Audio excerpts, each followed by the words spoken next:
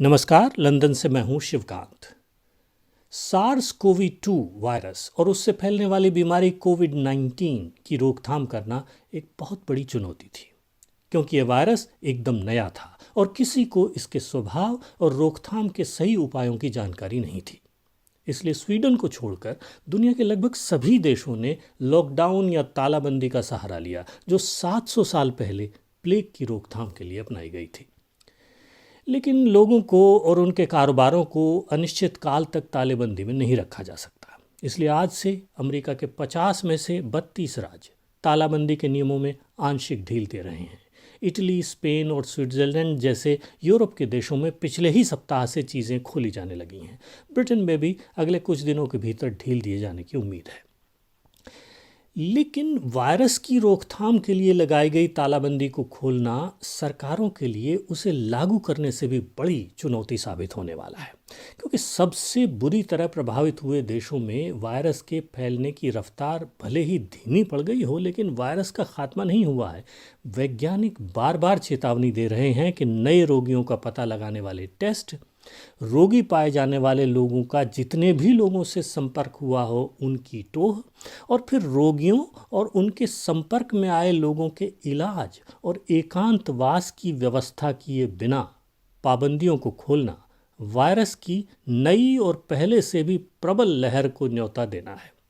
पिछले हफ्ते तक अमेरिका में महामारी से हर रोज पर्ल हार्बर के हमले जितने लोग मर रहे थे। डर इस बात का है कि सोची समझी रणनीति के बिना तालाबंदी खोल देने से रोज का वह पर्ल हार्बर रोज के 11 सितंबर में भी बदल सकता है। इसलिए अमेरिका ही नहीं, भारत को भी इस खतरे को नज़रअंदाज नहीं करना चाहिए, वरना तालाबंदी के जरिए हासिल हुए सारे फायदे हवा हो सकते हैं। वैसे भी भारत में 5 हफ्ते से भी लंबी तालाबंदी के कारण वायरस फैलने की रफ्तार धीमी भले पड़ गई हो, लेकिन वह गिर नहीं रही है। बल्कि जिन देशों के बारे में अटकलें लगाई जा रही थीं कि वे शायद वायरस की मार से बच गए हैं, वहाँ भी वायरस फैलने लगा है। रूस, तुर्की, ब्राज़ील, पेरू, इंडोनेशिया, कनाडा और मेक्सिको सभी की हालत पतली होती जा रही है।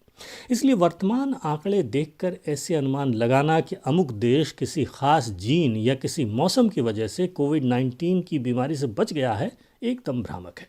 रोगियों की संख्या और मरने वालों की संख्या के आधार पर देशों की आपस में तुलना करना और उनकी सरकारों की नीतियों के गुण दोष परखना भी सही नहीं है, क्योंकि वायरस कितने लोगों को लग चुका है इसकी जानकारी केवल टेस्टों से मिल रही है, और हर देश में प्रति लाख टेस्टों की संख्या उसकी सामर्थ्य के हिसाब से अलग अलग है। अभी तक केवल उन्हीं लोगों के टेस्ट किए जा रहे हैं जो या तो बीमार हुए हैं या बीमारों के संपर्क में रहे हैं या फिर जिन्हें वायरस लगने का संदेह है। इसलिए इन टेस्टों से मिले आंकड़े पूरी तरह तस्वीर साफ नहीं करते।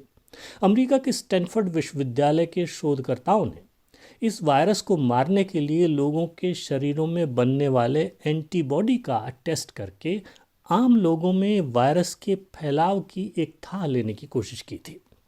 इसके लिए उन्होंने कैलिफोर्निया के सांता क्लेरा ज़िले को चुना और स्वेच्छा से आगे आए 3,330 लोगों के एंटीबॉडी टेस्ट किए। उससे पता चला कि ये वायरस सांता क्लेरा ज़िले के 2.5 से 4.25% लोगों में फैल चुका है। यदि आप इसी आंकड़े का औसत निकाल कर ये मान लें कि ये वायरस कम से कम 3% आम लोगों में दुनिया भर में फैल चुका है, तो अमेरिका में वायरस प्रभावित लोगों की संख्या 1 करोड़ से ऊपर चली जाती है।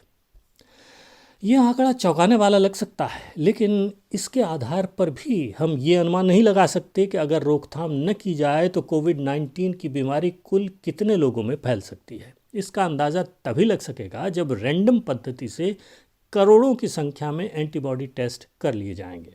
तब तक हम इतना जानते हैं कि सार्स कोवी 2 वायरस इंसानों में फैले हुए वायरसों की उस प्रजाति का सबसे नया सदस्य है जो हमारे श्वास तंत्र पर वार करते हैं। अभी तक इस प्रजाति के 6 वायरस थे, जिनमें सार्स और मर्स की महामारी को फैलाने वाले 2 वायरस शामिल हैं। सार्स कोवी 2 इस प्रजाति का 7वां और नया वायरस है। इनमें से 4 वायरस फ्लू की बीमारी फैलाते हैं और दुनिया के लगभग 70% लोगों को लग चुके हैं। इनको रोकने वाले टीकों से सहज रूप से बनने वाली इम्यूनिटी कुछ महीनों तक ही रहती है, इसलिए हर साल इनके टीके लगवाने पड़ते हैं। इनसे ज़ुकाम, खांसी और बुखार के अलावा और कोई गंभीर बीमारी नहीं होती, इसलिए ये इतने सारे लोगों में फैले हैं। इनके मुकाबले सार्स और मर्स फैलाने वाले वायरस बहुत खतरनाक थे, इसलिए वे कुछ हजार लोगों से ज़्यादा लोगों में नहीं फैल पाए। होता यह है कि कोई वायरस जब जानलेवा बन जाता है तो उसके लगने से लोगों की हालत गंभीर होने लगती है। वे अस्पतालों में भर्ती कर दिए जाते हैं, उनसे लोगों का मिलना जुलना बंद हो जाता है और वायरस का फैलाव भी थम जाता है। इसके उलट जो वायरस गंभीर बीमारियां नहीं फैलाते उनकी लोग परवाह नहीं करते और वायरस लोगों के मेलजोल के साथ साथ दूसरे लोगों में फैलते चले जाते हैं। मौसमी इन्फ्लुएंजा या फ्लू के वायरस इसी श्रेणी में आते हैं। कोविड-19 की बीमारी फैलाने वाला सार्स वायरस फ्लू के वायरस से थोड़ा ज़्यादा और सार्स की महामारी फैलाने वाले वायरस से कम खतरनाक है। ऊपर से ये शुरू के 8-10 दिनों में कोई परेशानी नहीं करता, इसलिए इसका शिकार होने के बाद रोगी अनजाने में इसे दूसरों तक फैलाता चला जाता है। जब फेफड़ों में इसका प्रकोप बढ़ने लगता है तब हमारा शरीर इसे रोकने के लिए बेकाबू होकर मारक कोशिकाओं की बरसात करता है। इससे फेफड़े बंद हो जाते हैं, सांस लेना दूभर होने लगता है और वेंटिलेटरों की ज़रूरत पड़ती है। लेकिन बात यहीं ख़त्म नहीं होती। कुछ लोगों के खून में थक्के जमने लगते हैं, उनकी धमनियाँ रुंधने लगती हैं, दिल के दौरे पड़ने लगते हैं और दिमाग को मिलने वाले खून की सप्लाई बंद होने से पक्षाघात भी होने लगते हैं। खून की धमनियाँ रुंधने से जिगर और गुर्दों पर भी असर पड़ सकता है। निचोड़ यह है कि कोविड-19 की महामारी का वायरस जुकाम के वायरस की तरह आसानी से फैल भी सकता है और कुछ दिनों बाद सार्स की महामारी के वायरस की तरह तेज़ी से मार भी सकता है। विश्व स्वास्थ्य संगठन और दूसरी कई रोग विज्ञान संस्थाओं के मॉडलों के अनुसार कोविड-19 के वायरस के फैलने की क्षमता स्पेनी फ्लू वायरस से भी ज़्यादा है, जो 1917 से 1918 तक दुनिया के हर तीसरे व्यक्ति को लग चुका था और 50 लाख लोगों की जान ले चुका था। स्पेनी फ्लू अमेरिका के केंटकी शहर की मुर्गियों से फैलना शुरू हुआ था और पहली लहर धीमी पड़ने के बाद सर्दियों के साथ साथ उसकी दूसरी लहर आई थी, जो पहली लहर से ज़्यादा जानलेवा साबित हुई थी। तो यदि ये मान लें कि कोविड-19 के वायरस में भी स्पेनी फ्लू की तरह ही फैलने की क्षमता है, तो ये कहा जा सकता है कि तालाबंदी और सामाजिक दूरी जैसे उपायों के बिना यह भी दुनिया के हर तीसरे व्यक्ति को लग सकता है। यानी ये दुनिया के 250 करोड़ लोगों को लग सकता है, जिनमें 45 करोड़ लोग भारत के होंगे और 12 करोड़ लोग अमेरिका के। वायरस का शिकार होने वाले और मरने वाले लोगों के अब तक के आंकड़ों के अनुसार कोविड-19 महामारी सारे उपायों के बावजूद 1% लोगों को मार देती है। इसका मतलब ये होगा कि दुनिया के 2.5 करोड़ लोग मारे जा सकते हैं, जिनमें से 45 लाख भारत के और 12 लाख अमेरिका के होंगे। अमेरिका के वैज्ञानिक कई बार 12 से 20 लाख लोगों के मरने की चेतावनी भी दे चुके हैं, लेकिन अमेरिका और भारत में ऐसे समझदार लेखकों और विश्लेषकों की एक पूरी फौज तैयार हो गई है, जो लॉकडाउन यानी तालाबंदी और सामाजिक दूरी को गैर ज़रूरी तानाशाही फरमान बताकर सरकारों को आड़े हाथों ले रही है। उनकी दलील है कि कोविड-19 का हव्वा खड़ा किया गया है। गरीबों और कारोबारों का गला घोंटने वाले इन फरमानों को हटाकर केवल टेस्ट और टूह के जरिए बीमारी को काबू में लाना चाहिए। लेकिन जब अमेरिका जैसे अमीर से अमीर देशों की सरकारें भी अभी तक 20 से 40 टेस्ट प्रति हज़ार तक नहीं कर पा रही, तो करोड़ों लोगों के टेस्ट कैसे और कहां से हो पाएंगे? भारत सरकार तो अभी तक प्रति हज़ार 1 टेस्ट भी नहीं कर पा रही है। तालाबंदी का एक सबसे बड़ा कारण स्वास्थ्य सेवा को चरमराने से बचाना भी है। एक साथ कल्पना करें, यदि लाखों लोग बीमार पड़ जाएं, तो इस धरती पर कोई ऐसा देश है जिसके अस्पतालों में उनके लिए बिस्तर और डॉक्टर पर्याप्त संख्या में हों? सही है कि हर साल हज़ारों लोग तपेदिक और मलेरिया जैसी दूसरी बीमारियों और दुर्घटनाओं से भी मरते हैं, लेकिन एक तो इन बीमारियों से अचानक इतने सारे लोग बीमार नहीं होते जितने कोविड-19 से हो सकते हैं।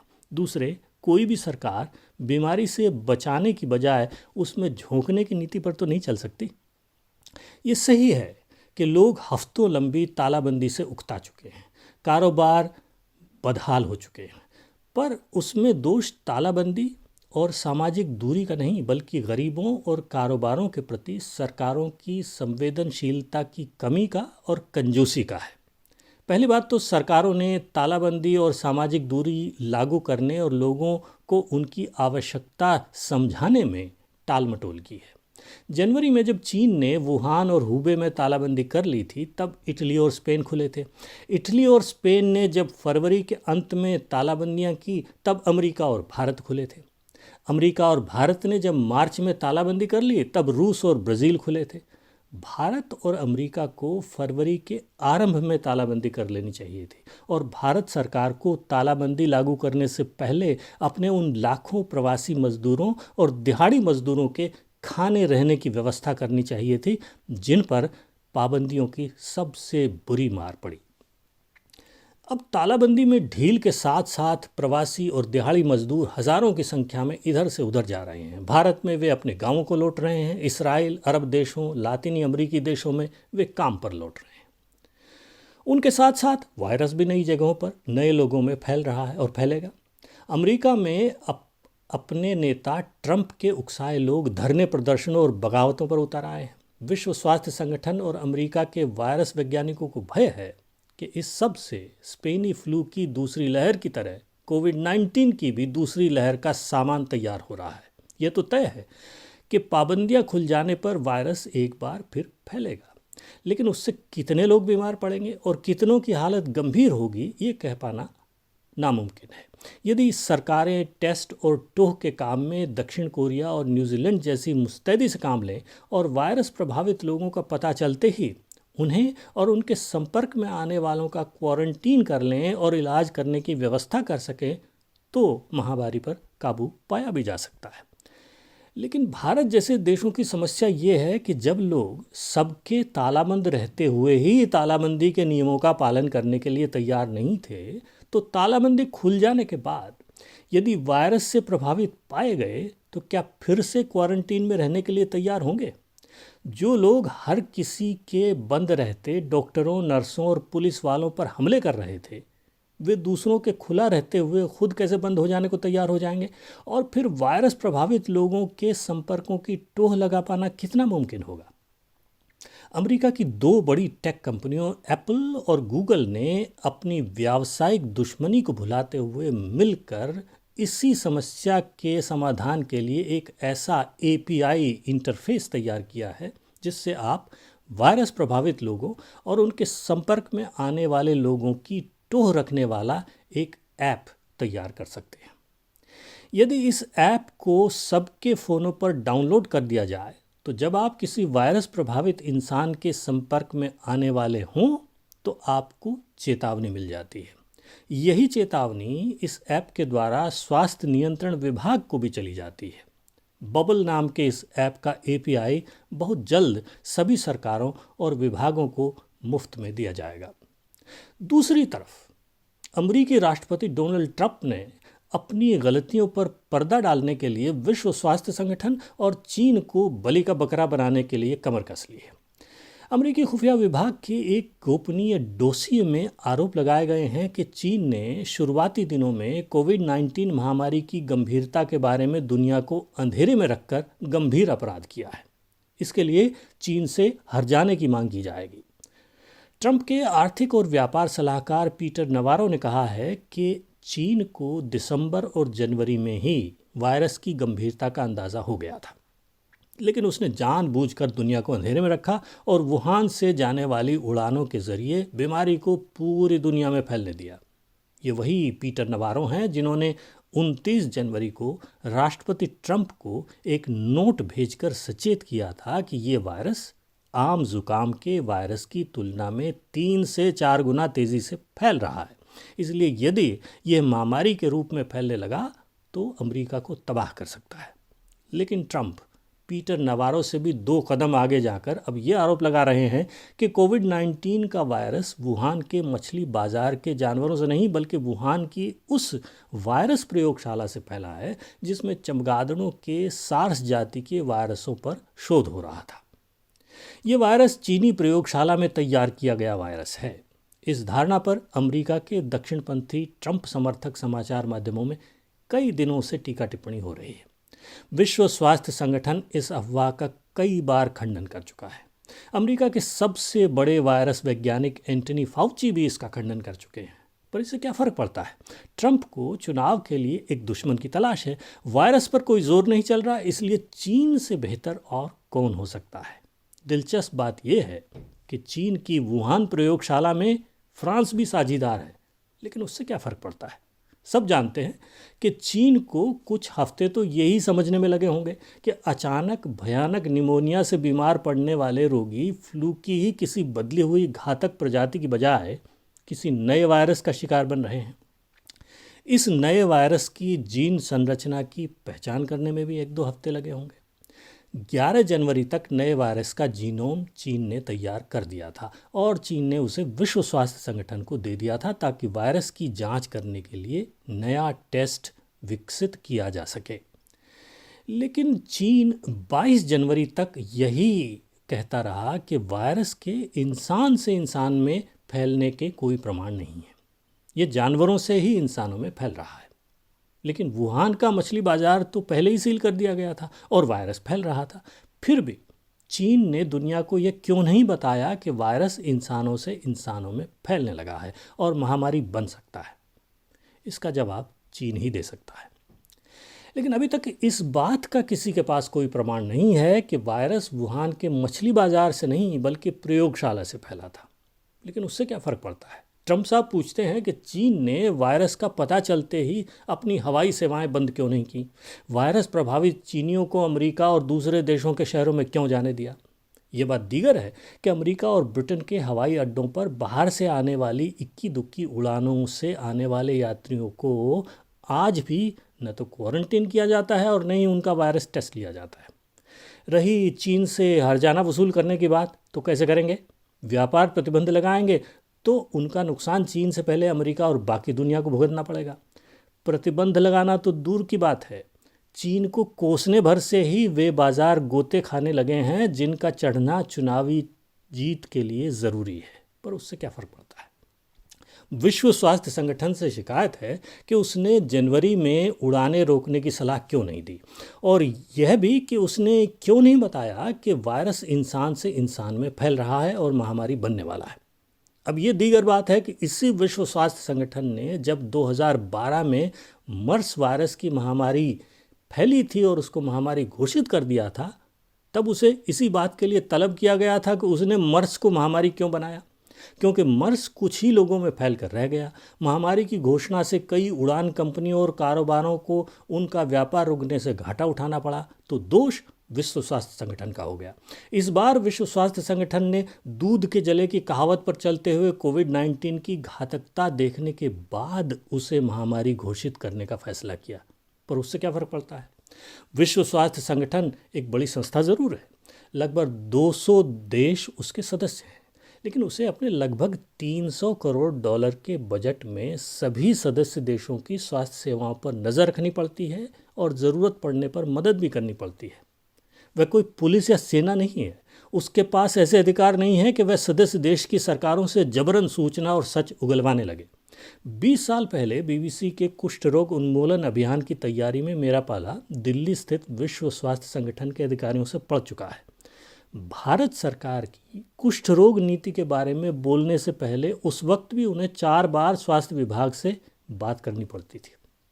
बात साफ है, विश्व स्वास्थ्य संगठन हो, पर्यावरण संगठन हो या मानवाधिकार संगठन, संयुक्त राष्ट्र की इन संस्थाओं को अधिकार और उनका प्रयोग करने की ताकत सदस्य देश ही देते हैं।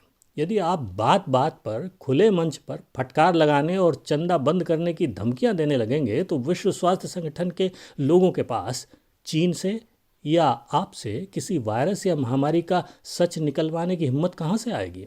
वैसे भी विश्व स्वास्थ्य संगठन के पास न कोई अपनी प्रयोगशाला है और न ही अनुसंधानशाला। एक एक दवा और बीमारी के स्वभाव की खोज में निजी कंपनियां विश्व स्वास्थ्य संगठन के बजट से कई गुना खर्च करती हैं, पर उससे क्या फ़र्क पड़ता है?